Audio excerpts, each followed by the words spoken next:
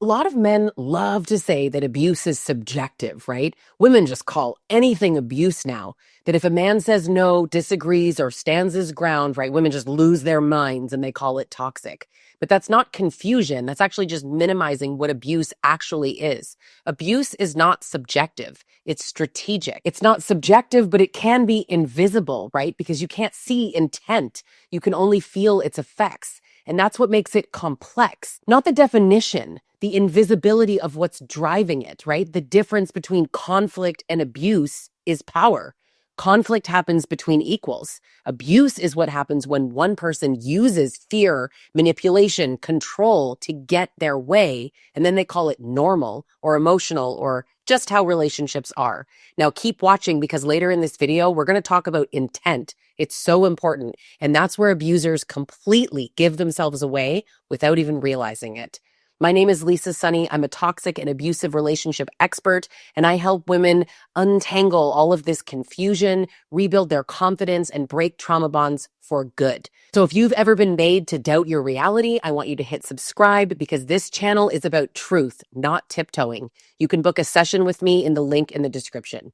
Now, abuse can look very different, right, in every relationship. One woman might be screamed at, another might be ignored for days, another might have her money controlled or her phone tracked or her friendships just destroyed piece by piece. And none of this makes it subjective, but it does make it complex, right? Now, complex doesn't mean confusing. It just means that there's actually different routes to the same outcome, control. But abusers, they want to blur those lines. They want you to think that just because it doesn't look like some Lifetime movie, it's just relationship issues. They'll say, oh, you're calling everything abuse now because the minute women start naming what they've always done, they lose power. But here's the real difference. In conflict, both people's needs matter. In abuse, one person's comfort actually depends on the other person's silence. And a lot of people get really stuck on intent, right? They're going to say he didn't mean to, as if that magically just erases the harm. But intent does not erase the impact, right? The bruise still forms. You can't take back words after they're said. The fear still builds, right? When you run over somebody's foot with your car, for example, it doesn't matter if you meant to. They're still hurt. Emotional abuse works the exact same way. The damage is real, even if he didn't mean it. And abusive men know this, and they hide behind, I didn't mean to, because it keeps them looking harmless while you sit there questioning reality. They depend on your confusion. They need you to second guess yourself so that they can keep control. Well, now let's talk about the intent, right? Because this is where they really expose themselves. You're going to hear, I didn't mean to make her afraid. But if you actually listen to what they say, they're describing fear-based control, and then they pretend it's an accident. There's a whole spectrum of how they do it, right? Some of these guys, they're going to go for like a softer denial. I didn't mean to scare her. And others go straight to the angry version, right? She's not afraid of me. She's just being dramatic.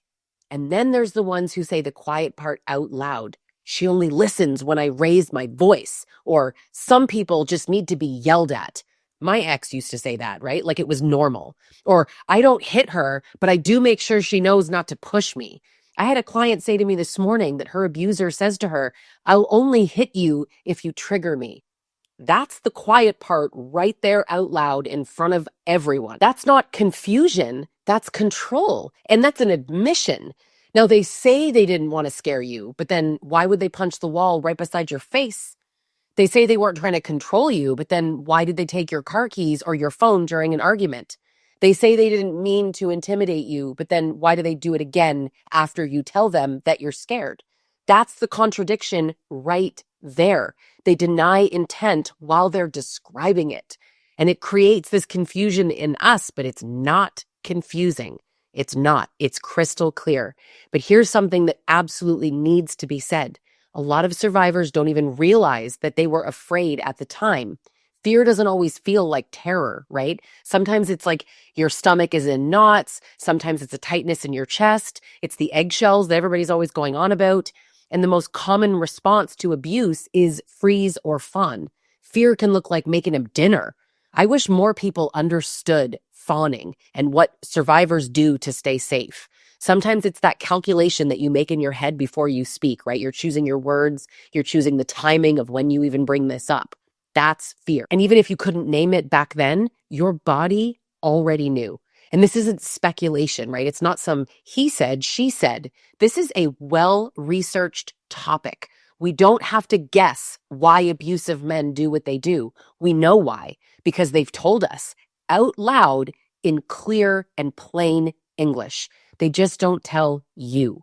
They tell researchers in studies where they get to stay anonymous. They tell their therapists behind closed doors. They tell other men in treatment programs and offender interviews. They admit out loud that they use fear and control and humiliation to get what they want. They just don't admit it to their victims, because if they did, you'd see right through it. And that's how we know that this isn't confusion or emotional immaturity. It is entitlement and intent. When they deny intent while describing intimidation, it's not a misunderstanding. It is gaslighting in the purest form. It's a confession, but they're disguising it as denial. But let's deal with something else that the comment section will inevitably bring up, right? False accusations. Yeah, men will claim women lie about abuse all the time, but those claims don't hold up under scrutiny. False reports are extremely rare, often estimated between 2 and 8% in sexual assault research. Cite my source? No problem. It's the National Sexual Violence Resource Center. In custody or divorce cases, deliberate false reports by mothers are estimated to happen in less than 2% of cases. Source? Sure, domesticshelters.org. And even within that tiny percentage, false is often declared not because the abuse didn't happen, but because there wasn't enough evidence or police mishandled something. There is no real benefit to lying about abuse. Men say women benefit from lying. You don't know what you're talking about. There is no benefit. They don't get things that are more. All the things men claim that women get by lying, like more custody, more money, more sympathy, are myths. In fact, studies show that women who report abuse are more likely to lose custody than to profit from it. And let me guess, you want a source. Okay, Medical College of Wisconsin. And I will link all of these sources and all the others in the description. But now I want to get back to the topic at hand. Abuse doesn't come from trauma, childhood wounds, or you provoked him. It comes from entitlement, from believing that he's owed control and compliance and comfort, even if it costs you your safety. It's not because his mom was mean to him. It's not because you nagged him. It's not because of alcohol or stress. It is because he feels entitled to have power over you. That's it. And no, this isn't about men who reacted badly or women who pushed too far. That's the story that abusers use to erase the truth. Everybody gets angry, right? Not everybody uses fear to win.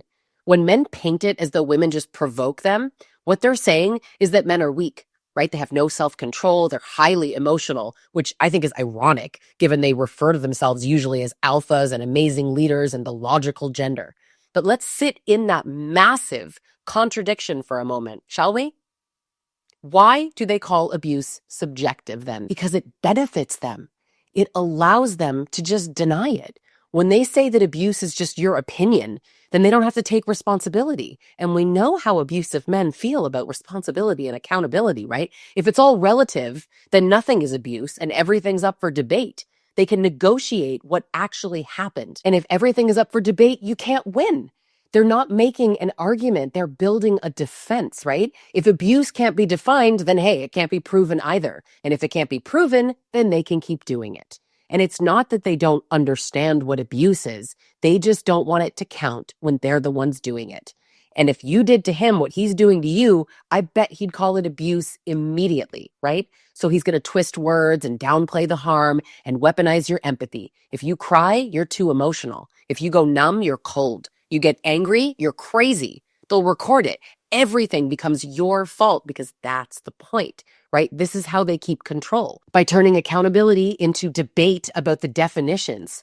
That's how they keep outsiders confused too, right? Because people on the outside, they're on the sidelines. They see you crumble or react and they think, well, maybe both of them were toxic. No, the one with the power always controls the tone of the relationship.